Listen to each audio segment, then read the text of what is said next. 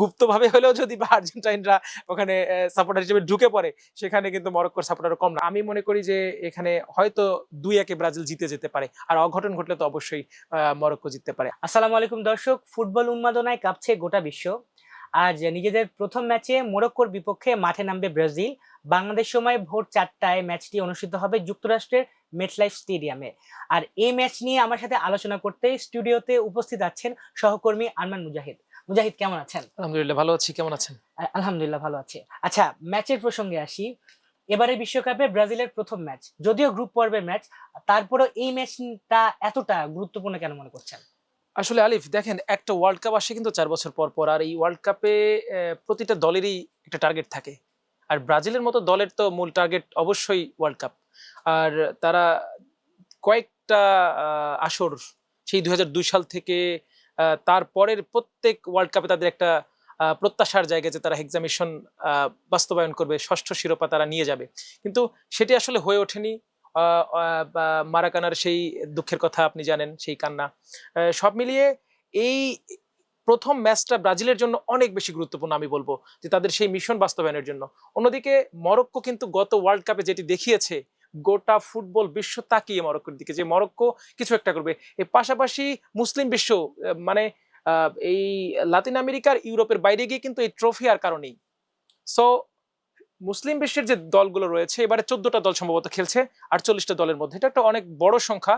আর সেই দলগুলোর মধ্যে কিন্তু গুরুত্বপূর্ণ একটা দল হচ্ছে মরক্কো, যারা অনেক কিছু বদলে দিতে পারে। আমরা গত বিশ্বকাপে যেটা দেখেছি, স্পেনকে তারা পাত্তাই দেয়নি বলা যায়। সব মিলিয়ে এই দুটো দলের জন্য ম্যাচটা অনেক গুরুত্বপূর্ণ। দুটো দলকে আমি বলবো শক্তিশালী। অনেকে অনেক কথা বলতে পারে, আমি বলবো যে এই মুহূর্তে দুটো দলই শক্তিশালী। দুটো শক্তি যখন একসাথে একই ম্যাচে খেলবে প্রতিপক্ষ হয়ে, তখন আসলে এই ম্যাচটার গুরুত্ব কতটা সেটা আর বলার অপেক্ষা রাখে না। আচ্ছা, আপনাকে আরেকটা প্রশ্ন করি। শুরুতে আমরা ব্রাজিলের কথা যেহেতু বলছি, ব্রাজিলের কথাটা আগেই বলি। 2002 সালের পর আর বিশ্বকাপ জিততে পারেনি ব্রাজিল। তো এই বিষয়টা কি তাদেরকে চাপে রাখবে? প্রেশার তো একটা থাকেই যে তারা প্রতিবারই আসছে, একের পর এক আসছে, কিন্তু বারবার ব্যর্থ হয়ে ফিরছে। খুব ব্যর্থ বলবো না আমি। আপনি দেখেন যে 14 সালের সেই যে মারাকানার যে কান্না, সেই টুর্নামেন্টেও কিন্তু ব্রাজিল খুব খারাপ দল ছিল না।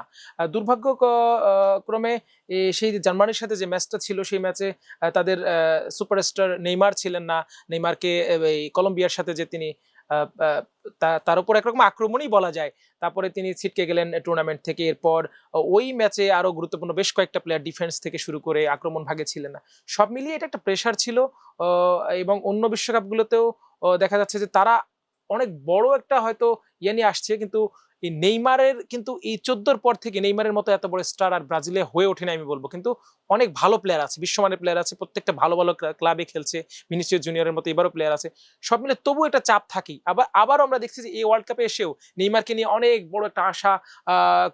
নতুন কোচ আসলো আনচেলত্তি, তিনি নেইমারকে খুব বেশি গুরুত্ব দিলেন। দলেও আসলে কিন্তু প্রথম ম্যাচে তাকে পাওয়া যাচ্ছে না। সব মিলে একটু প্রেশার তো থাকবেই। আচ্ছা, আনচেলত্তির কথা যেহেতু তুললেন, তিনি রিয়াল মাদ্রিদে বেশ ভালো সময় পার করেছেন, বেশ কয়েকটি ইউসিএল জিতিয়েছেন। তো এই ব্রাজিলিয়ান দলে হচ্ছে আনচেলত্তির মতো কোচ, মানে তিনি ব্রাজিলকে কতটা সফল করতে পারবেন এই বিশ্বকাপে? আসলে এই ওয়ার্ল্ড কাপের যদি কোচদের তালিকা করা হয়, তাহলে কিন্তু আনচেলত্তিকেই আমি টপার বলবো। কারণ হচ্ছে দেখেন, অন্য সবার চেয়ে কিন্তু তার অর্জনটা অনেক বেশি, এবং রেট, কোচদের যদি রেট বিবেচনা করেন, সেখানেও উনি অনেকটা এগিয়ে। তো সব মিলিয়ে এই কোচ, বড় কোচ বা এত মাপের বড় মাপের কোচ যখন একটা দলে থাকে, সেখানে অর্জনের প্রত্যাশাটা অনেক বেশি থাকে। এবং তিনি কিন্তু দলে আসার পর দল কিন্তু অনেক মোড় ঘুরে দাঁড়িয়েছে, এবং সর্বশেষ ম্যাচগুলোর যদি আপনি দেখেন, সেখানেও কিন্তু তার প্রতিফলন ঘটছে।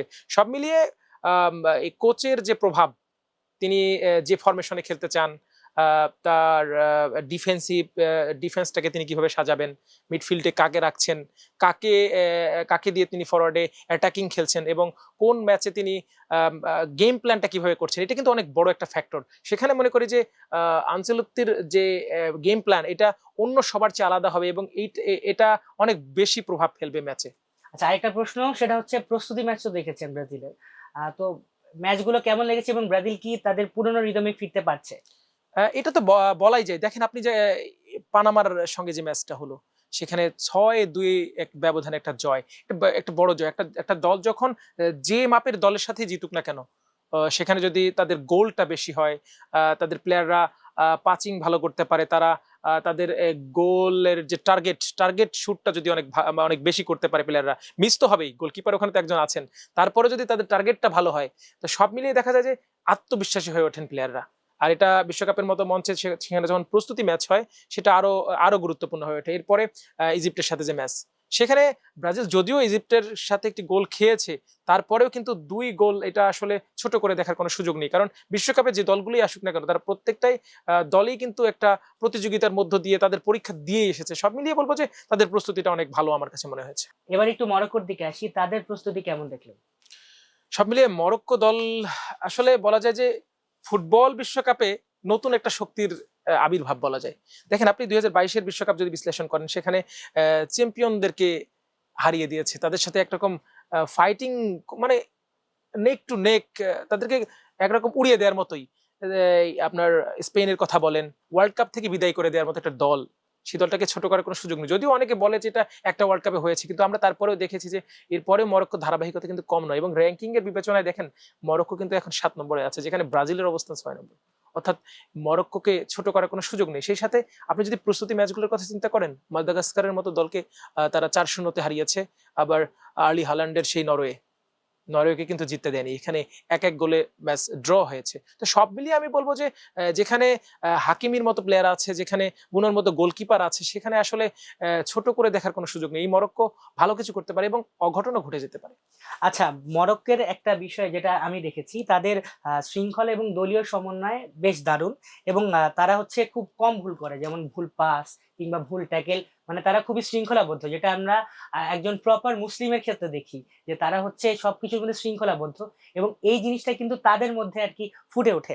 আমরা যদি প্লেয়ারদের মধ্যে বিবেচনা করলে আপনি আসলে এখানে মরক্কোর কোন প্লেয়ারগুলোকে মনে করছেন যে তারা ম্যাচ জেতানোর মতো ক্ষমতা রাখে? আপনার কাছে একটু জানতে সবার চাই আমি। ১ম এ যদি আমরা বলি, মরক্কোর যে গোলকিপার বুনো, তিনি কিন্তু বেশ দুর্দান্ত গোলকিপিং করেছিলেন। তো যেহেতু হচ্ছে ফুটবল খেলা গোলের খেলা, সেক্ষেত্রে হচ্ছে যে একটা টিমের ডিফেন্স যতটা স্ট্রং হয়, আর ডিফেন্সের কিন্তু মেরুদণ্ডই হচ্ছে গোলকিপার। সো বুনোর দিকে আমরা তাকাতে পারি, কিংবা হচ্ছে আমরা যদি আশরাফ হাকিমির দিকে তাকাই, তিনি হচ্ছে বলতে গেলে কি তিনি ডিফেন্সেও থাকেন, আবার হঠাৎ করে হচ্ছে উঠে গিয়ে তিনি গোল করেন। তো মানে তার যে এজিলিটি, তার যে স্পিড, এই দিকে আমরা তাকিয়ে থাকতে পারি। আর পাশাপাশি হচ্ছে তাদের হচ্ছে সবথেকে বড় খেলোয়াড় যেটা আমার কাছে মনে হয়, ব্রাহিম দিয়াজ। তিনি কিন্তু লাস্ট ৫ ম্যাচে বেশ কয়েকটি গোল করেছেন, এবং বলতে গেলে মরক্কোর মানে অ্যাটাকিং এর প্রাণভোমরা তিনি। সেক্ষেত্রে আমরা মানে মরক্কোকে যে আমরা ব্রাজিল থেকে অনেক পিছিয়ে রাখতে পারবো, এটা আসলেই কোনো সুযোগ নেই। আচ্ছা, এবার একটু ব্রাজিলের কথায় আসা যাক। ব্রাজিল দলের সবথেকে বড় তারকা আমরা নেইমারকে জেনেছি। নেইমার যদিও পুরোপুরি ফিট না, ১ম ম্যাচে হয়তো খেলতেও পারবেন না। তাহলে সেই হিসেবে সবথেকে বড় তারকা কিন্তু ভিনিসিয়াস জুনিয়র। তো ভিনিসিয়াস জুনিয়রকে কতটা গুরুত্বপূর্ণ মনে করছেন, এবং তিনি কেমন রিদমে থাকতে পারেন, এবং কেমন রিদমে গত ম্যাচগুলোতেও ছিলেন? আলিফ, আমি আপনাকে শুরুতেই বলেছিলাম যে বড় তারকা, বিশেষ করে একটা দলের মূল কেন্দ্রে থাকে কিন্তু একটা প্লেয়ার কেন্দ্রেই। তাকে ঘিরেই একটা দল গড়ে ওঠে বেশিরভাগ ক্ষেত্রে আমরা দেখি। আপনার আর্জেন্টিনার ক্ষেত্রে যদি দেখেন, তারপর হচ্ছে পর্তুগালের ক্ষেত্রে যদি দেখেন, অন্যান্য অনেক ভালো প্লেয়ার আছে, তার মধ্যেও একজনের দিকে দৃষ্টিটা থাকে। সেদিক থেকে নেইমার না থাকাটা ব্রাজিলের জন্য এক ধরনের ট্র্যাজেডিক, মানে ১ম ম্যাচের জন্য। এরপরেও সেটি হচ্ছে যে ভিনিসিয়াস জুনিয়রের মতো প্লেয়ার যেখানে আছে, সেখানে আসলে অনেক কিছু ঘটে যেতে পারে। রিয়ালের মতো একটা দলে তিনি নিয়মিত পারফর্ম করছেন। হয়তো কখনো ছন্দপতন ঘটছে, কিন্তু তারপরেও কিন্তু তার সেই পারফর্ম কিন্তু খারাপ না। সব মিলিয়ে বলা যায় যে ম্যাচ বদলে দিতে পারেন, এবং তার সাথে রাফিনিয়ার পারফরমেন্স তো আপনি জানেনই। সব মিলিয়ে মনে হয় যে ভিনি নেইমারের জায়গাটুকু দখল করে নিয়ে, অর্থাৎ সেই ভূমিকাটা পালন করার চেষ্টা করবেন আমার মনে হয়। আচ্ছা, এখন আমরা একটু একাদশের দিকে আসি।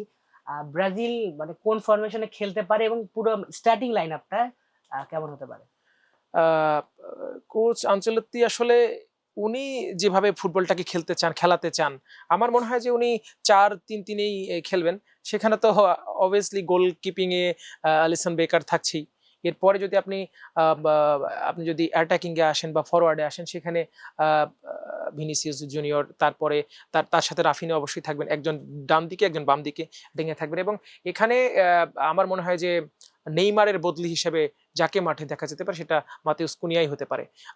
এরপর হয়তো বদলি খেলানোর ক্ষেত্রে শুরুতে আমরা শুনেছিলাম এনড্রিককে রাখা হবে না, কিন্তু নেইমার যেহেতু প্রথম ম্যাচে থাকছে না, সেদিক থেকে হয়তো এনড্রিককেও নামাতে পারেন শেষ দিকে গিয়ে যদি প্রয়োজন হয়ে যায়। আর মাঝ মাঠে তো এখান থেকে লুকাস পাকেতাও আছেন, তিনি হয়তো তিনি গেম প্ল্যানটা করবেন, মাঝমাঠ থেকে তিনি বলগুলো সাজাবেন এবং তার সাথে কেসিমিরোর মতো একজন অভিজ্ঞ প্লেয়ার তিনি তিনি আছেন। তারপর হচ্ছে সব মিলিয়ে মাঝমাঠের দখলটা তাদের মাঝেই থাকবে। তারপর হচ্ছে ব্রুনো গিমারেজ আছেন, ব্রুনো গিমারেজ আর হচ্ছে কেসিমিরো, আর ওদিকে আপনার পাকেতা পাকেতা যখন গেম প্ল্যান করবেন তাকে কিন্তু দুদিক থেকে দুজন সাপোর্ট করবে। আর আপনি যদি ডিফেন্সে যান, ডিফেন্সে গেলে তো তারকার অভাব নাই, মার্কিনিউস, তারপর দানিলো আছে, ডগলাস আছে। সব মিলিয়ে আমার মনে হয় যে এই একাদশটাকেই বেশি করবেন। এখানে আপনার গেব্রিয়েল মাগালায়েস আছে। সব মিলিয়ে এই এই কজন অর্থাৎ এই 10 জনই 11 জনই নিয়েই শুরুর একাদশটা হতে পারে। এরপরে যে বদলিটা আসতে পারে আমার মনে হয় যে এনড্রিককেই গুরুত্ব দিবেন। আচ্ছা, যদি আমরা মরক্কোর বিষয় আসি, আমরা কিন্তু দেখতে পারি মরক্কো কিন্তু সেম ফরমেশনেই খেলতে চায়। যেহেতু আপনি বললেন ব্রাজিল 4-3-3 খেলে, মরক্কো একই ফরমেশনেই খেলে বেশিরভাগ সময়। গোল পোস্টে কিন্তু বুনু আছেন, যার কথা আমি আগেও বলেছি। আবার রক্ষণে হাকিমি, রিয়াদ, দিয়প তারা তো আছেন। আর মরক্কোর বলতে গেলে কি যে মানে শৃঙ্খলাবদ্ধ তার যে কথাটা, তারা হচ্ছে গত ওয়ার্ল্ড কাপেও দেখিয়েছে। আর ডিফেন্সে কিন্তু যতটা আপনি শৃঙ্খল হবেন, আপনি কিন্তু সফলতার হার ততটাই আপনার বাড়বে। আবার মাঝ মাঠে কিন্তু ওনাহি, বুয়াদি এবং এল আই নাউ তারাও আছেন। তো বলতে গেলে মরক্কোর টিমটা বেশ ব্যালেন্সড এবং হচ্ছে আমার যতটুকু মনে হচ্ছে এই ম্যাচে যদি আমরা দেখি যে কোনো জয়ী দল নেই, ড্র হয়েছে, তাহলে অবাক হওয়ার মতো কিছুই থাকবে না। তা অবশ্যই, কিন্তু তারপরে আমার মনে হয় যে ব্রাজিল তো আসলে ব্রাজিল, এখানে বিরোধী পক্ষ একটু চাপে থাকাটাও স্বাভাবিক। সব মিলিয়ে নেইমারের না থাকাটা ব্রাজিলের জন্য একটু মাইনাস পয়েন্ট হতে পারে। আর ডিফেন্সের কথা যেটা বললাম, ব্রাজিল শেষ 7 ম্যাচে গোল হজম করেছে মোট 7টা, আর মরক্কো কিন্তু গোল হজম করেছে মাত্র 3টা। তো সেক্ষেত্রে কিন্তু মরক্কোর রক্ষণ ভাঙতে ব্রাজিলকে না, এই প্রেডিকশনটা বা এই পরিসংখ্যানটা অবশ্যই গুরুত্বপূর্ণ, কারণ আমরা দেখেছি যে ব্রাজিল লাস্ট দুটো ম্যাচ যেটাতে বড় হারই বলা যায়, জাপানের সাথে 3-1 হার, আর হচ্ছে মরক্কোর সাথেও কিন্তু 2-1 একটা হার আছে। তো এগুলো একদিক থেকে মরক্কোকে যতটা আত্মবিশ্বাসী করবে, সেই সাথে ব্রাজিলকেও কিছুটা তো পিছায় রাখবেই। আচ্ছা, ফুটবল বিশ্বকাপ চলছে। আহ বাংলাদেশ দল অংশগ্রহণ না করলেও বাংলাদেশের মধ্যে কিন্তু ফুটবল নিয়ে উন্মাদনা পুরো বিশ্বের মধ্যে বাকি দেশগুলোর তুলনায় কোনো অংশেই কম নয়। তো আপনার কি মনে হয় যে বাংলাদেশের সাপোর্টাররা, ফুটবল ভক্তরা এই ম্যাচে কাকে বেশি সাপোর্ট করবে? আসলে ব্রাজিলের কথা যখন আসে তখন আসলে এখানে একটা fan base, reserve fan base থাকে, যে ব্রাজিল মানেই বাংলাদেশের একটা বড় সংখ্যক মানুষ ব্রাজিলকে সাপোর্ট করে। কিন্তু তারপরেও এর বিপরীতে যেটা হয়ে যায় আমাদের দেশের পার্সপেক্টিভে, সেটা হচ্ছে যে ব্রাজিলের অপোজিশন যারা থাকে বেশিরভাগই ক্ষেত্রে আর্জেন্টিনা, মানে ব্রাজিল আর্জেন্টিনার প্রতিযোগিতাটা একটু বেশি তো বাংলাদেশে, সেক্ষেত্রে আর্জেন্টাইনরা কিন্তু অপোজিশনে সাপোর্ট করে। এমন ব্রাজিলের আর্জেন্টিনা খেলার সময় কিন্তু ব্রাজিলিয়ানরা ওইরকমই আমরা দেখি, বেশিরভাগ তাই দেখি। গত বিশ্বকাপে যেমন আমরা সৌদি আরবের সাথে আজকের দেখেছিলাম। খোলা মাঠে হোক যেখানেই হোক, আপনি যদি খেলা দেখতে যান সেখানে ব্রাজিলিয়ান যেমন থাকবে, মরক্কো আপনি গুপ্তভাবে হলেও যদি বা আর্জেন্টাইনরা ওখানে সাপোর্টার হিসেবে ঢুকে পড়ে, সেখানে কিন্তু মরক্কোর সাপোর্টার কম না। আবার সেই আর অন্যান্য দিক থেকে অন্য একটা দিক সেটা যদি বিবেচনা করেন যে মুসলিম বিশ্বের দেশগুলো কিন্তু অবশ্যই মরক্কোর সাপোর্ট করছে, এবং বাংলাদেশে এই সেন্টিমেন্ট আছে যে মানুষ মুসলিম প্লেয়ার বা মুসলিম দল হিসেবে সে তাদেরকে এগিয়ে রাখে। সেখানে যে ইরানও হয়, সৌদি আরবও হয়, এগিয়ে রাখে। সেদিক থেকে মরক্কো একটা বড় সাপোর্টার পাবে, এবং পাশাপাশি তাদের নিজেদেরও সাপোর্টার আছে, কারণ তারা গত ওয়ার্ল্ড কাপে দেখিয়ে দিয়েছে যে আসলে মরক্কো কি জিনিস। আচ্ছা মুজাহিদ, শেষ প্রশ্ন, এই ম্যাচের ফলাফল কি হতে পারে? ম্যাচের ফলাফল আসলে প্রেডিকশনটা দেয়াটা খুব কঠিন, তারপরেও আমি মনে করি যে এখানে হয়তো 2-1 ব্রাজিল জিতে যেতে পারে, আর অঘটন ঘটলে তো অবশ্যই মরক্কো জিততে পারে। আপনার কি মনে হয়? আমার মনে হয় হয়তো ড্র হতে পারে, ব্রাজিলের জেতার সম্ভাবনাই বেশি। কিন্তু আমরা যদি দেখি যে মরক্কো যদি জেতে, তাহলে অবাক হওয়ার মতো তেমন কিছু থাকবে তবে না, ব্যবধানটা হয়তো কম হবে আর কি। কম হবে। দর্শক, এই ছিল আজকের আলোচনায়। আবার দেখা হবে অন্য কোনো এক পর্বে। ততদিনে ভালো থাকুন, সুস্থ থাকুন, আমার দেশ স্পোর্টস এর সাথেই থাকুন।